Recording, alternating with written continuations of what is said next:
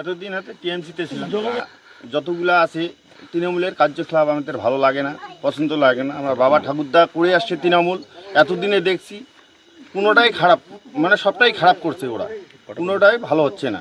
তার জন্য তার পরিবেশের থেকে আমার তৃণমূল ছেড়ে বিজেপিতে যোগ দিলাম। 16টি পরিবার জয়েনিং করলেন, তখন মানে কতটি ভোট হবে? 50টার মতো। 50। রঘুনাথ অধিকারী। রঘুনাথ অধিকারী, ঠিক আছে।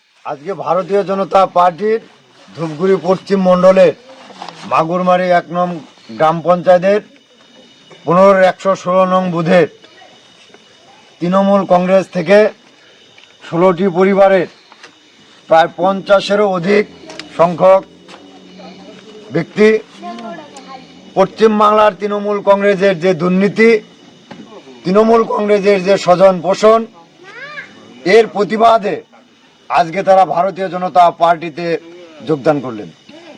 আপনার নাম? আমার নাম পলাশ বসাক, ভারতীয় জনতা পার্টির ধূপগুড়ি পশ্চিম মণ্ডল কমিটির সভাপতি।